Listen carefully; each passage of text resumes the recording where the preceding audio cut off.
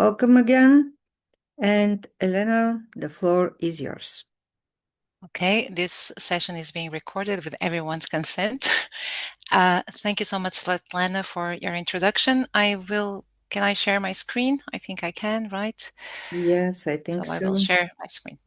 So first of all, thank you so much, Svetlana, for this very kind invitation. I think you can see my screen now, Yes, right? thank you. Wonderful. Thank you so much. So today I will be making a brief presentation about some tips for grant writing mostly in the context of European funds. So I will start. So the agenda for today is the following. So I will start. I'm sorry, but I have some problems with my. We're changing slides. Yes, but maybe this is because Either arrows or it's working already. yes, I'm sorry. I'm not used to Zoom. I it's usually fine. use the Teams. I'm sorry for this. So I will start with a very brief introduction about myself and the Joint Grants Office of Transform for Europe, but very brief. And then I will go through into three main topics for this session about key steps for developing a proposal, essential components of a grant application, and useful writing tips. I will focus mostly on my experience on Horizon Europe. This is where I have built expertise on, not so much in other funding instruments, but I believe that many of the tips that I will share here with you today also apply to other types of funding programs beyond Horizon Europe. At least so I expect. Okay. So I will try to make this an interactive session. So you can feel free to raise your hand and interrupt if you have any questions.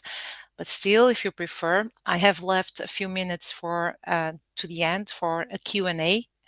And so you can, if you prefer, you can note down your questions during this presentation, and then in the end, we can collectively address your doubts, your comments, suggestions, etc. Okay? So do as you prefer. Um, Also, I have another thing to add. You will see that some of my slides are quite crowded in terms of text. They have lots of text because I decided to write some anonymized examples to some sections of the proposals. Uh, we will not go through reading the text here. So the idea is that after this session, I will share the slides, and then you can go through these slides with more detail at your own time and pace. Okay. So the idea is not for you to stress out and start reading all the text I will have in the slides. Okay. So don't worry, just relax and try to enjoy. So a very brief introduction about myself. As Svetlana already said, I am part and I'm very proud to be part of Transform for Europe. I'm not really sure how familiar you are with Transform for Europe. It is a European University Alliance. It was created, it is one of the 65 European University Alliances that were created since 2019. Uh, Actually, 65 seems like a huge number for European alliances, but if you actually boil this down, they represent all the universities from these 65 European alliances represent 10% of all universities around Europe. So it's not that high coverage of universities. So Transform for Europe was launched in July 2020. And its current configuration comprises 11 higher education institutions that cover a wide geographic spectrum throughout Europe, from south to north, from east to Western Europe. In April 2025, so this year, the Transform for Europe inaugurated the Joint Grants Office, of which I'm the sole member and also the manager. So the idea of the Joint Grants Office is to operate as a pre-award office. And for those of you who are not very familiar with what a pre-award office is, so a pre-award office is devoted to all activities that lead to the submission of a grant application. The opposite of a pre-award is a post-award office that is more that provides support to the implementation of grants, of projects that were awarded grants. So, but the JGO at this point, because it's a single person office, only operates as a pre-award, supporting researchers from and students and the staff from the Transform for Europe to apply for grants. And this starts with scanning for grant opportunities until providing training sessions about writing grants like this one I'm providing here today, and also actually acting more in the grant writing process. So the idea or the aim of the Joint Grants Office is actually to strengthen Transform for Europe ability to secure competitive grants and ultimately fostering collaborative research and innovation within the Alliance. So, as I told you, I'm the sole member and manager of the Joint Grants Office, and just very briefly, I have a university degree in biochemistry. I have a PhD in biomedical sciences. I know the pains about researchers struggling for funding, because for more than 22 years I worked as a researcher, as a biomedical researcher. So I really suffered the pains of applying to grants and finding funding opportunities like many of you. Then I made a career move and work as a consultant in a private consulting company and the consultant specialized in European grant funding. And then I moved to Transform for Europe as the manager of the Joint Grants Office. So this is just a very brief introduction about myself, and I'm based at one of the universities of the Alliance, Universidade Católica Portuguesa, or if you prefer, Portuguese Catholic University, and more specifically at the Porto campus of this university. So I'm really on the southwestern Europe at this moment. So let's start now with what really brought you here, which is trying to guide you through some useful tips about developing a successful proposal.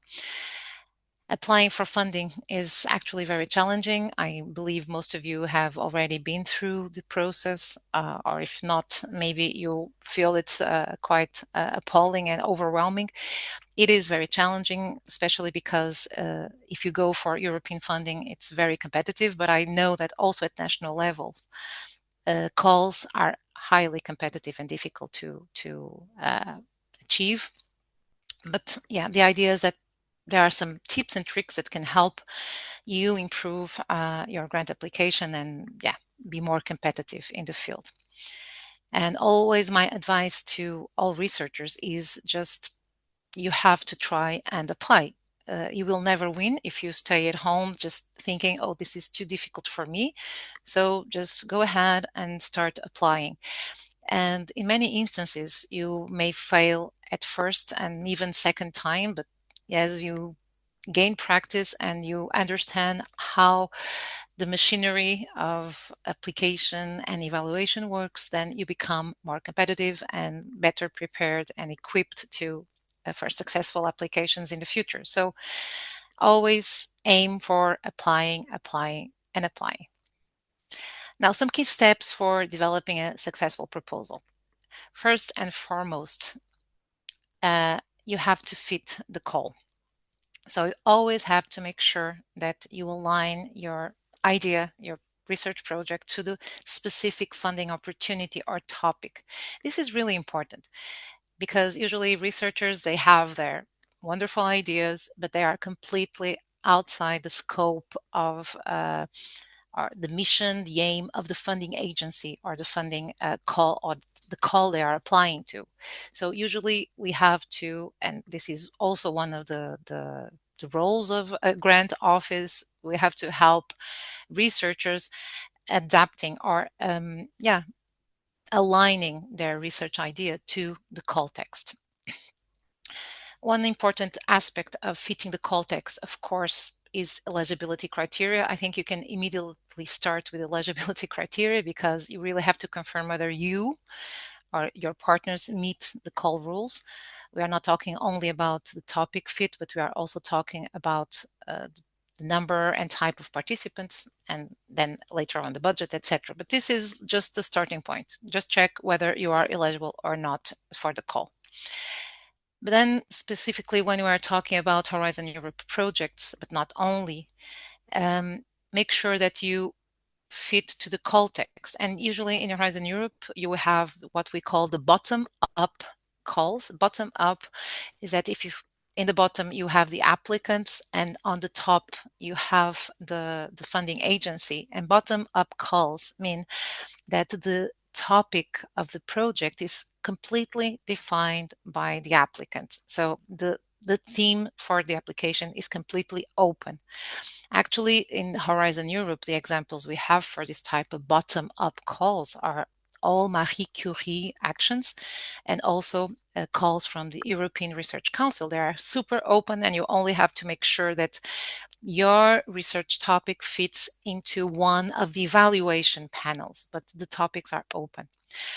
Even though they are open, you have to read the call text, but because they do expect some outcomes and impacts from your call, not so much in terms of research outcomes. So they are not expecting you to deliver a pilot or some proof of concept. They are not asking you for research outcomes, but they will ask you for sure for outcomes and impacts on a different level, on the level, for instance, of ambition, research excellence, the type of mobility, the skills and training that you are providing to researchers, for example, in the case of Marie Curie. Then on the other hand, you have the top-down calls. So the top-down are the opposite. The topics are defined by the funder. And also clear examples of this in Horizon Europe are so-called RIAs and EAs. Maybe you have heard about it. So research and innovation actions and innovation actions. So here it's really the European Commission that defines the topics and ideas. So, and in this case, you really have to read the call text and try to match all your research to what is expected for that call. And they actually ask you for expected outcomes and impacts at the research level. So they really ask you for, we need a validation of pilot, or we need the demonstrator, or we need the development of this protocol. They are very specific. So in this case, you really have to check whether you fit this expectations. If not, you have to try and adapt, or just quit and do not apply to that call. A very good way to know whether you fit the call as well is to check the evaluators guidelines. So usually, and also not only in Horizon Europe, but in other type of funding calls, the funding agencies usually open or publish the evaluators guidelines. And this is really a very important guideline for you, because if you actually go into the instructions that the evaluators have for evaluation, you will know what they are looking for in your application, and that this will help you shape your project narrative and to what evaluators need to find there and evaluate, and make sure that you are making a perfect fit to what is expected from the call. Another important key step is to think about your team. You have to create a consortium that matches the objectives of the call, that brings the needed expertise. A common mistake is to try to build a team based on inviting friends. Do not invite friends, invite people that make sense, the team, the experts that make sense to meet the project objectives. And in many instances, aiming for interdisciplinarity is very important. More and more, Horizon Europe likes to see interdisciplinary projects. And in many instances, we even see some calls that specifically ask to bring social sciences and humanities into projects that are more exact science oriented. So, but make sure that the expertise is, so the team covers all needed expertise, and that each partner has a clear role and brings the adequate resources or access to a critical infrastructure. Sometimes you invite a partner not because he or she is an expert, but because they are bringing in some access to some really valuable data sets that you need. We need a data set, and they are bringing this data set to us, and then we will expand this data set. And this is already a very good reason to bring in this partner to your consortium. And then also make sure that you present a clear governance model for this consortium, especially if you are leading with large consortium like 10 partners. Make sure that you make it very clear who is coordinating what, that how is the decision making being made, and that all the risks and quality assurance are taken care of. And in many instances, you may even consider having an external advisory board that somehow oversees the project implementation with an external perspective. So in terms of advice to you, in terms of team, of course, if you are a first-time applicant, imagine you are an early stage researcher, or you have never ever applied, for instance, for Horizon Europe projects. Of course, it's more difficult for you to start building a team. But in this case, what you should do is to make your expertise visible to potential coordinators. So being present in conferences or in brokerage events and keeping your web page updated with all your skills and main achievements. This is really important to make you visible. And if you manage to join, so the idea is that you try to join a consortium, because then you can actually learn from experienced peers. So try to join an existing consortium or as a work package or a task leader before trying to coordinate or apply for a European project by yourself. And that from this you can learn to master the basics of an application, and learn and be better equipped to then apply as a coordinator. For experienced applicants, so basically if you are already an experienced applicant to Horizon Europe, then my advice to you is just keep growing your network, and so that whenever you need to apply for a project, it's easy for you to find the needed partners for a successful consortium. Another important key step for developing a proposal is never to forget the national contact points. So the national contact points are your first point of contact for funding advice in your country.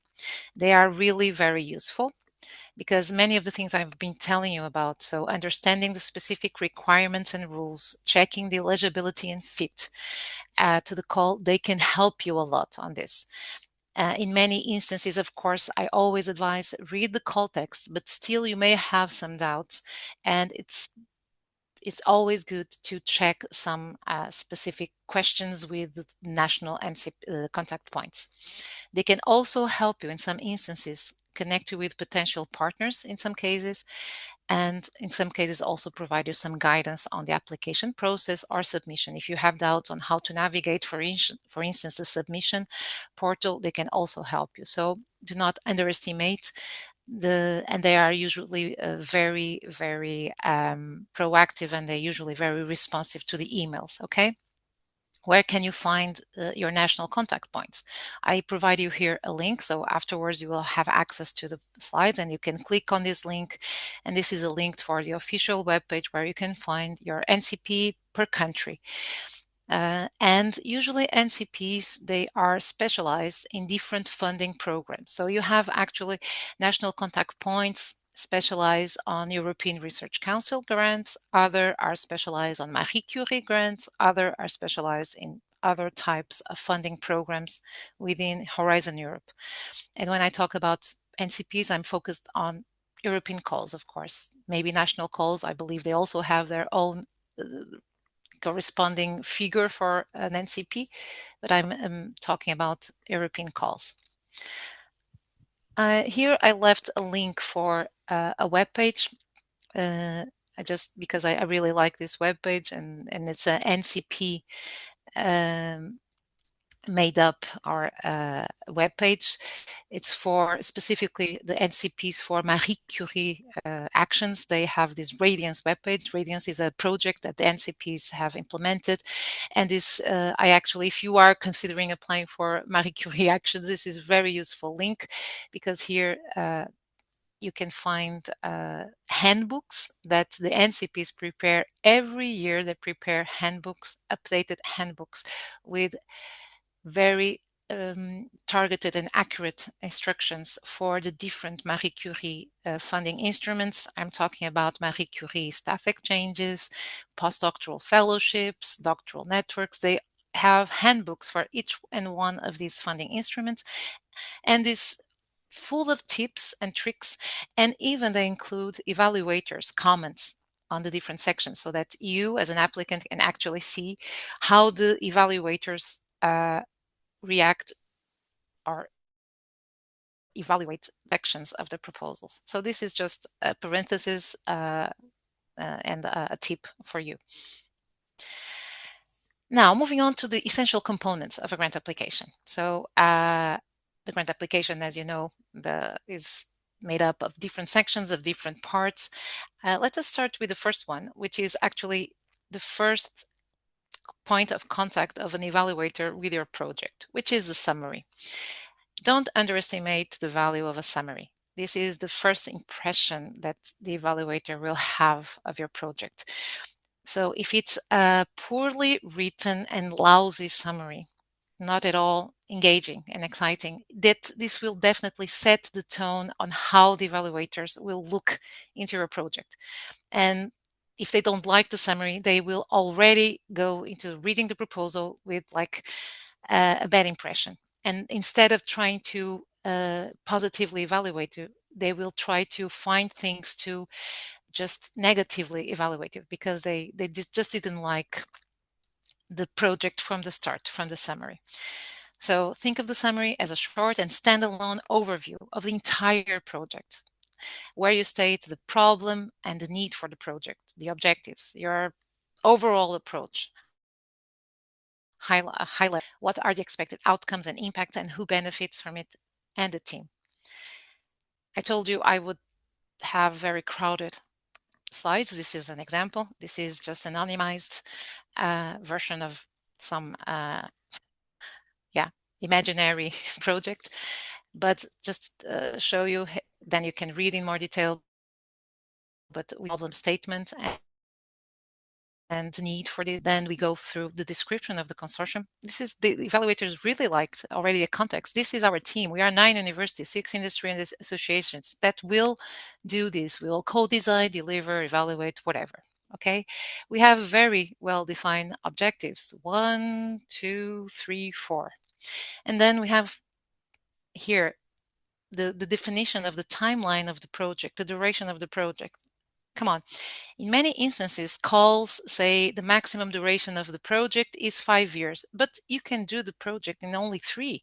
So just state this from the beginning in your summary. So in 36 months, we will do 60 short courses, we will support 300 SMEs, etc. And actually, I really urge you to provide numbers in your summary.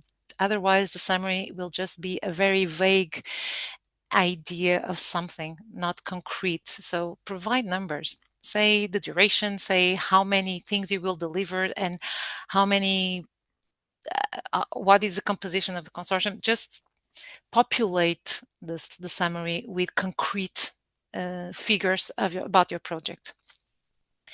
Then again, one thing I like to add in the project is always a reference to the budget. Again, another number. So in 36 months with 7.8 million euros, wow, this is an amazing budget. We will do this, this, and that. Okay, then you can go and read this text with more detail. So another essential component of a grant application, usually after the summary, you have the state of the art. At state of the art, here you should present a very concise view of the current state of the art in your field of research. But if you have a state of the art, then you want to highlight the knowledge gap that is associated. And please do not view the state of the art as a review article. This is not a review article. I've seen projects where researchers started by giving like a review article about their field of research. Like back in the 1960s, the Nobel Prize X, Y, and Z, they discovered something. This is not what we are expecting. The state of the art must be targeted to the knowledge gap that you want to address. Of course, your field of research is huge, but you don't want to cover the entire field of research. You really want to direct evaluators to the knowledge gap that you are trying to address. So write the state of the art that will directly link to a knowledge gap, and this knowledge gap will then link to the purpose of your project.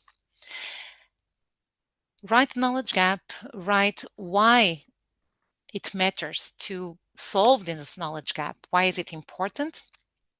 Because otherwise also it's very difficult to convince evaluators to use taxpayers' money to help you advancing the state of the art. Why does it matter?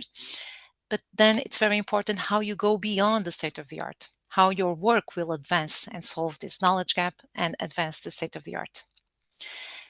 And another tip I have for you is always try to reference works from you and your team in the state of the art. You should be part of the state of the art. If you are not, then it's very difficult to convince the evaluators that you have something to add to the state of the art. If you are an incomplete unknown and you have never contributed to advance the state of the art. And when I say you as the overview of the consortium. And usually I always urge researchers to populate the state of the art with references from their consortium, not only, but also. Again, a super crowded slide with an example of how you could follow this rationale. This is really short because if you go for a real case of a state of the art, you can like spend 1 or 2 pages just developing about the state of the art and knowledge gap. But again, you have the state of the art, so what's the state nowadays, what is the gap, why it matters, and then how you will advance, how you will fill in this gap.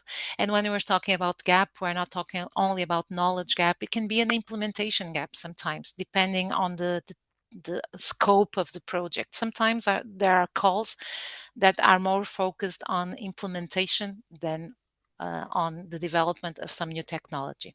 Okay. The objectives are also a very important part of the grant application, and they usually follow after the knowledge gap. So you have a state of the art, then you have a knowledge gap, and because you have this knowledge gap, your objective is to fill it in. So you can have this beautiful red thread that connects the knowledge gap to the objectives. But remember, the objectives are about why and what, not about how and who and when. This is a different thing. And also, one thing that the European Commission likes a lot, but not only European Commission, other funding agencies as well, is to write the objectives in the SMART way. And SMART stands for specific, measurable, achievable, relevant, and time-bound. Let me give you this dumb example. A non-SMART objective, and this is really simple, would be to make a cake for the family gathering. This would be a non-SMART objective. But actually, making the cake is what you are doing, but not why. If you go to a SMART objective, then you are doing here is make the family gathering more enjoyable. This is why you are doing the cake. You want to make everyone really happy. So this is why make the family gathering more enjoyable by baking a cake. What? Okay. And then you go to the SMART components. We will use a recipe co-created by family members. And then let make it time bound. By 1 hour, the cake will be baked. By hour 2, it will be cooled and decorated with chocolate icing and ready to serve. Then we have success measurement. It will be measured if at least 6 out of 8 people approve the taste. And the final recipe will be uploaded in family cookbook. This is open science, actually. It will be uploaded in the family cookbook for future use. So this is a SMART objective, and this is a type of objective that you should aim at. The non-SMART is super vague and actually doesn't mean many to to the evaluators. Also, do not mix up, and this is a very common mistake, do not mix up objectives with methodology. Again, objectives are about why and what, and methodology is about how. So in the same example, the objectives, the methodology would be to buy the flour, the eggs, the sugar, the cocoa, and then preheat the oven, then mix ingredients, and then pour into the baking tin, bake for 30 minutes. This would be the methodology, the details of how you will do your chocolate cake. So do not mix things up. So objectives, what, why, and what you will do in a smart written way. And then the methodology will leave the methodology for different sections. Okay. So the methodology, how, who, and when you will do this.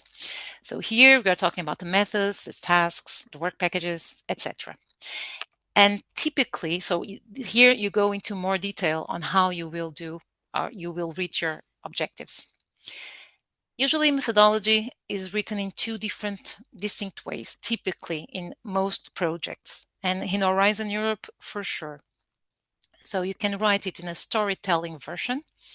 Usually in Horizon Europe projects, this falls in section 1, excellence part. So it's really, you write your methodology like you are telling the story to just in a very engaging way, like you are presenting to your team members. So we will develop a portfolio in co-creation with partner 1 and partner 2. Then on month 1, we will do that, and then this. So it's like you are really dialoguing with someone, explaining what you will do in a very storytelling and high level version with some levels of detail, but not really hardcore details of what you will do and how, so it's more high level storytelling. This is really important. But then on a different section, when you move into the description of the work packages, and again in parentheses, this would be section 3, not section 1.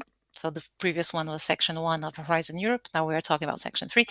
This is more in detailed description of your methodology, not anymore the storytelling like you are dialoguing with someone. It's really like almost bullet point version of your description. And usually here you have the work package title, who is the leader, what is the duration, who are the partners, what are the objectives, and then the detailed description of the tasks with more details. Now here you can actually enter into details on what you are going to do, very detailed description. Okay. Also, also part of the methodology in the work package description are usually the deliverables. So you have to present what will you deliver and what are your milestones. Also a typical mistake, deliverables and milestones are different things. Milestones are really stepping stones in your project. So something that actually almost decides whether you can advance or not in the project. It's like something that you have achieved, a moment in time. It's like an achievement that you have made, a very important achievement. Whereas a deliverable is something that you can actually deliver. And deliverables are important for when you have to report to the funding agency, to the European Commission. So the deliverable is something that you will show the European Commission, your funding agency, that you have achieved. So you have to deliver them something, either a report, it can be something else. It can be, sometimes it's a software, okay, but you have to prove that you have the software. Then you can send them the software for them to check. But it's something that you actually can physically deliver. Whereas the milestone is not something that is physical. It's more of a goal, a stepping stone in your process of implementation. Okay. Another important part of methodology is the Gantt chart. I'm not sure whether you are familiar with the Gantt chart, but the Gantt chart usually have the work package titles and the tasks, and then you can actually have throughout time different years of the project. You can put this in quartiles or in months.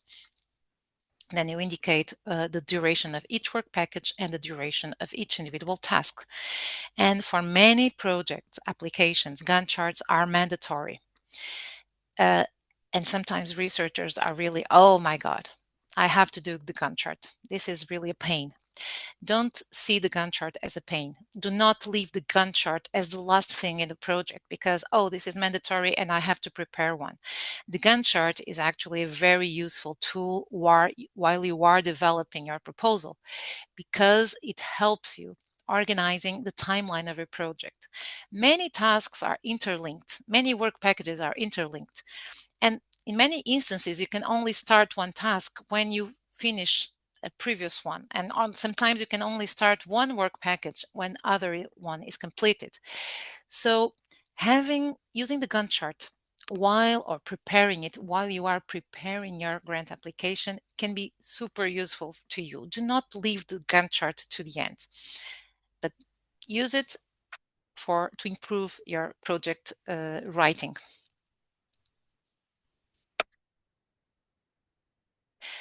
Now, impact. Impact is something that usually researchers struggle a lot.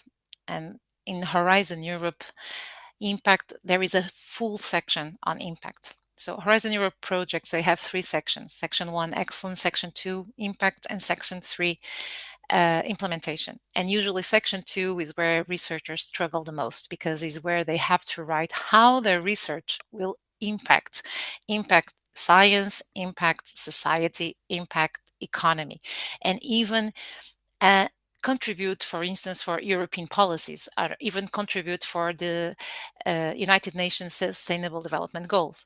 This is actually I say it by my own experience, is really very challenging for researchers usually. But impact has different aspects. One of the aspects of impact is the use of the results. So again, this has to do who will use your results and what changes you expect the use of your results to have. The use of your results, you can have researchers using your results, and this is impact. So you can say, I'm going to develop a new methodology, and this new methodology will have impact not only on my research field, but it can also be applied to other research fields and actually help them move forward because it's very important for data analysis. I don't know. So the users of your research outputs can be other researchers from your field or from outside your field, but they can also be some industrial partners that you have. So you can actually say, this is going to be very useful for some industry.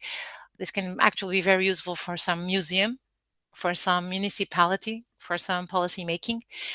And in the end, citizens will benefit for it. There must always be a societal benefit in the end, sooner or later.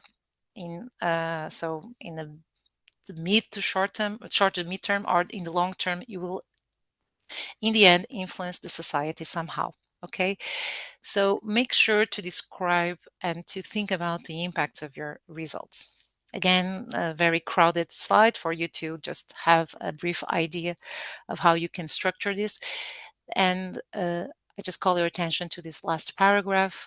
Do not forget to mention European policy priorities. This is really important, especially, and some European grants, actually, they ask you in the call text to comply with some European policies or priorities. But even if they don't, try to align your work with policies from the European Commission, because this is really important for the evaluators. Not only European policies, but also, and this is more usual, as I said before, the United Nations Sustainable Development Goals. Impact is not only to do with user results, it's also to do with outreach, because actually, and it's more and more acceptable, that you can only reach end users if you are efficient at communicating your results. So if your results are stuck in your lab and they do not leave your own research unit, there's no way anyone will use your results. So the only way for you to make sure that you'll have impact in terms of use of results is to communicate, disseminate, and have an exploitation plan for your results. There are clear differences, and be aware of this, between dissemination and communication, and not everyone knows about this. So make sure, and if you have to write, there are plenty of sites on the internet where you can find from the Commission, European Commission, where you can find the difference between dissemination and communication. Dissemination is about sharing your results for future uptake of the results. So here you are concerned in making the project results available and knowledge available to those who can use the results. We are talking about, again, researchers, industry, policymakers, whatever. But it's about putting the results available for these end users. So publishing open access articles, policy briefs, sharing data sets, presenting at conference industrial fairs, for instance, to reach out to the industry. This is dissemination. Communication is a different thing. Communication is for the general public. It's just keeping the public informed and engaged with the topic of your research. We are talking about social media update, newsletters, press releases, videos, public events, but more directed towards the general public. Even events with secondary school, high schools, for instance, this could be communication, but this is not dissemination. Exploitation is a different level. Exploitation is turning your results into something that can be used by the society. So turning results into impact, using your results to create value, to create a product, a service, a policy change, whatever. Usually exploitation is linked to management of intellectual property. For instance, if you are planning to create value or create a service, and you have an industrial partner with you that says, I'm going to take up this innovation that you have developed and I will commercialize it. Industry is concerned about profit. And the only way an industrial partner can have profit is to guarantee that they are unique in that project and that solution they are providing. So that solution must be protected with intellectual property measures so that they can have no competition in the market to commercialize your service, your product, whatever. So exploitation is linked to intellectual property. There are many ways of doing intellectual property beyond patents. You have copyrights, you have trademarks, you have many things. But this is where you should think about, is about exploitation. One thing about that I forgot to mention, when you describe dissemination and communication methods, so going back to communication and dissemination, always mention when you say, I'm going to communicate and disseminate, explain how you are going to do it, publishing open access papers, etc. But always mention the target audience that you are reaching. So I'm reaching researchers, or I'm reaching industrial partners or stakeholders or policymakers. Say who the audience is, the general public in the communication, or high schools, whatever. Also the KPIs, so the key performance indicators. I plan to reach out to 10 industrial stakeholders. I plan to reach out to 100 students from high schools. This is really important. I plan to publish 10 open science journals. Always mention numbers when you describe your planned activities for communication and dissemination, okay? And also when you describe your exploitation, be very specific in what results you are planning to exploit and how. Okay, team. Many projects also have a section dedicated to describing your team. And what evaluators look for here is why they want to see why the consortium or the team is capable to implement a project.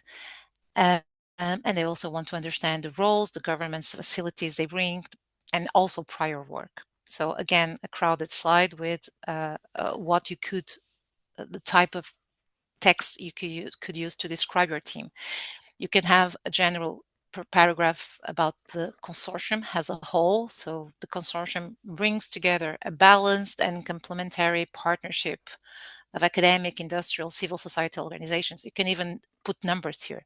6 academic, 4 industrial, Europe, 3 civil society organizations, whatever, that ensure the expertise and resources required to deliver the project are met, okay, are in place. And then you can actually describe in more detail the coordinator, because the coordinator is a key element in the proposal. So the coordinator must really stand out for some unique expertise from something. Then you can describe each individual partner in detail. What do they bring? And for sure, they bring different things. Again, I told this before, maybe some will bring infrastructures, maybe some will bring some top-notch equipment, like the best microscope to make some sort of analysis. Some may bring data sets, some may bring scientific expertise, unique scientific expertise that you need. So just explain this in the team. And then always remember to mention how governance, this is a repetition of what I said before, how you will govern, how you will organize this consortium, who are the work package leaders, whether you have external advisory board, etc. And always, yeah, keep in mind that you mentioned that the partners, they have all the facilities and resources they need for the implementation of the project, okay? Okay, budget, also a very critical and important part of the proposal. This is just what a budget for Horizon Europe looks like in the end in the submission portal. They have different categories of budget. Basically, what you have to account for is personal costs, and then subcontracting costs, purchase costs that can be travel and subsistence, equipment, other goods and services. Then you can also have internally invoiced goods, and then you usually this is automatically calculated, the indirect costs, typically 25% of the purchase costs, of the direct costs, sorry. But what I want to say about the budget is the following. The budget is an alternative way of telling the story of your project, okay? The budget must be 100% consistent with the work packages. So if there is a task in the work package that is not budgeted, this can actually come to the evaluator's attention and say, these guys do not know what they're doing, because they have tasks that are not budgeted. And the other way around. Sometimes you may have things in the budget that are not mentioned in the description of the work packages, or you may be over budgeting some tasks, like, oh, we are going for travel and expenses. We are asking for 10,000 euros per person for one conference in Europe. And the evaluators will say, these guys are crazy. This is too much. So the budgets, do not underestimate the budget. Do not leave the budget to the end. And build the budget while you build your work packages. So try to make them in parallel and already allocate the expenses that you need. But do not underestimate the budget. It's a very important component of the evaluation, and some evaluators are really sensitive to numbers, and they can spot many inconsistencies just looking into the budget. Risk management, also important. Many researchers like to say, I don't have any risks. My project is really low risk. Low risk means incremental research. And this is not usually what funding agencies are looking for. Funding agencies want to see breakthrough science, breakthrough R&I. So if you have low risk, this is incremental research. So it's very unlikely that you will advance the state of the art by just doing incremental improvements on research. So assume that you have risks. So identify the main risks that you have, and this is usually typical from a Horizon Europe proposal. Describe your risk, describe which is or rate the likelihood of the risk to occur, low, medium, or high, and so how likely it is the risk to occur and how severe it is for the project implementation if it does occur, and always have a mitigation strategy associated to the risk. Of course, do not have a exhaustive like a list of risks. Do have a list of risks, but just focus on those who have medium to high likelihood and severity, and or severity. Do not list risks that have low likelihood and low severity, because just focus on those that are more the most relevant or have more impact in your project. Okay, I have 10 minutes and I'll try to be fast on my last 10 minutes about some writing tips. So I will repeat some ideas, I think, but first and foremost, try to have a clear red thread. The red thread is like your narrative thread throughout the proposal from the beginning to end. Be consistent and be traceable. When I say consistent, just repeat the keywords of your project from beginning to end. Avoid using synonyms, different words for the same concept, if this concept is the key concept of your project. Imagine that the word reform is a key aspect of your implementation. Use the word reform as much as you can every time that you can, because this is a key aspect, and this will help evaluators actually find the word reform here and here and here in the application, and they can actually link and find the red thread and really follow your thought, your mind. And this also creates not only consistency but traceability. So repetition is actually important. Repetition of the keywords, of the key concepts, is really super important in projects, especially in projects that are huge, 30-page, 50-page. You really have to make sure that evaluators do not get lost in your thoughts. You can also use cross-references, like references to work package 2, and this is really cool. When you start cross-referencing, this shows a fully consistent and solid narrative, because you actually can link different sections and different concepts in the proposal, and this also leads to the traceability. One thing that I like to do is the following, and I usually try this approach in my projects, which is when you describe the state of the art, it identify knowledge gaps, but you can actually have different knowledge gaps, and you can number them, like knowledge gap 1, knowledge gap 2, etc. And you can even color them, like put them in a color box, blue, violet, pink, whatever. As I told you, these knowledge gaps, usually they justify the need for a research objective. You have a knowledge gap, and therefore your objective is to fill it in by doing something. Your family isn't happy, so you have a happy family gathering with a chocolate cake, okay? And then you can link it, like the same number, the same color, to a work package, and even to a scientific impact or some impact of some sort. So, and if you follow this line of thought, so the same numbering or the same color code, this helps evaluators a lot. This actually makes evaluators follow your line of thought much easy. Prioritize clarity and simplicity. Do not write this as a review paper. Write for intelligent readers. But these intelligent readers may not be the domain specialists. For sure, they are from your field of research, but you are the expert. You actually are the expert on this very, very specific niche of this project. And so use plain and direct language, avoid jargon and overly complex phrasing, write meaningful statements, and use short paragraphs. Do not write paragraphs that are like half a page. This is so boring, and it makes very difficult to read. Highlight key points. You can actually highlight with bold and italics the key points that you want to highlight. And again, I just have this example of what could be a simple and plain language for generalists, and you should write for generalists. So people from your field of research, but they don't have to know all details about your niche. And I also have a complex jargon-wise language, but I leave it for you to read afterwards.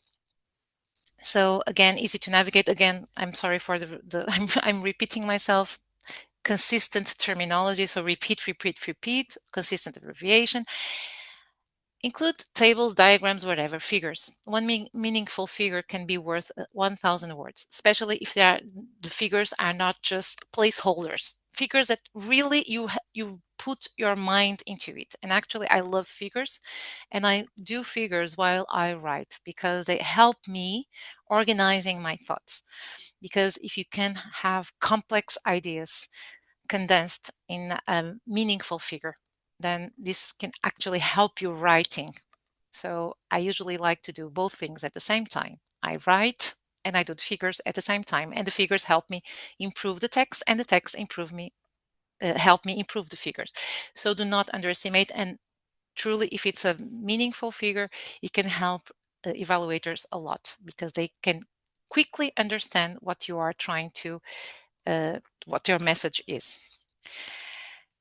Show credibility. This is important. Again, repetition of what I said. Refer relevant work from your team. Stories of success or project publications, even collaborations. You can mention that collaborations, your publications should be part of the project storyline. So include publications from your team, the state of the art in the methodology as well. So we are going to use a methodology that we have already proven, and we will use it, or make sure that you refer to this if it's relevant. Again, provide evidence that the team has the skills, facilities, and governance to deliver. I just put this as an example because some projects actually ask for governance flowcharts because some projects are very complex in terms of consortia, and so the evaluators want to see that the team is capable of delivering and organizing themselves. So do not underestimate governance, because this is something researchers usually do not think about, the governance, but is really important because it shows evaluators that you know how to run a team. Plan the writing timeline. Do not start writing a project 1 month before the deadline, especially if you are dealing with a large consortium. Plan early, start early, circulate the concept notes to your partners, schedule internal deadlines, meetings, weekly meetings, partner inputs. I'm sharing here with you what a proposal development timeline could look like. So you can actually have different tasks, like from consortium setup to proposal writing, and with different sections, budget planning, other mandatory forms.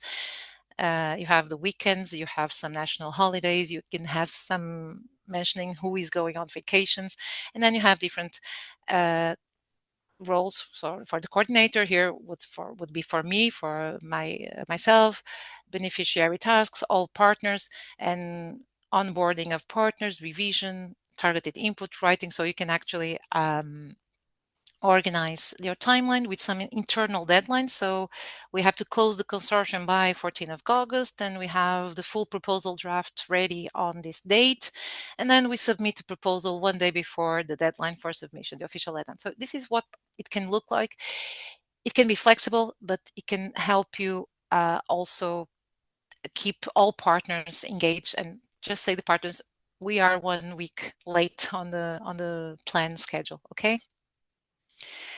Then proof and polish. Ask your colleagues also outside from your field to read the proposal for clarity, for coherence. Make several revision rounds, and do not forget to check in the end all requirements, page limits, font size, annexes, references, templates, whatever. Just check that everything is compliant, especially the page numbers, because if you exceed, you do not submit. And this is my last slide. So always keep in mind that you have to write for evaluators. Evaluators are very, very busy. They have to read dozens of proposals. And if your proposal is super boring and super difficult to read, they will not make the effort to read the same sentence twice. And if they miss the meaning of the sentence, they will just mean the meaning of the proposal. They will not understand, but they don't care, because they have like half an hour or 1 hour to revise and to write a report. So they just go ahead. So always keep in mind, write for evaluators. I was planning to have more time for the Q&A, but I think I exceeded a bit. But I still, if you have time to stay over, I'm available as well. So yeah, I'm sorry for giving you such little time, short Thank time you. to Q&A. Thank you so much for your attention and patience. Thank you very much, Helena. It was really interesting. Everyone expresses here in the chat their appreciation. And there is one question. If we look at a highly impactful quality proposal, what is the timeline hypothetically? Of course, it depends on many things, but generally, Um, generally on what the commission is never offering. Never less than 3 months, to be honest. never less.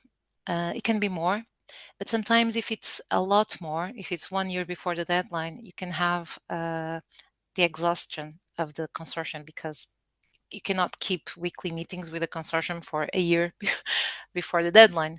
So if you want to really start like 6 months before the deadline, my advice to you is to have initially meetings every 2 weeks, perhaps, and then as you approach the deadline, then intensify these meetings.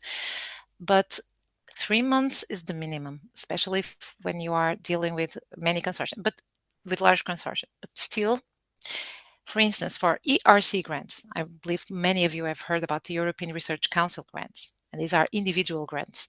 I know of applicants, successful applicants, that told me they took 1 year to develop the proposal. So we are talking about individual grants, not even large and complex management of consortium, but they took 1 year to mature the idea, to discuss their idea with peers, and to end up with a successful proposal.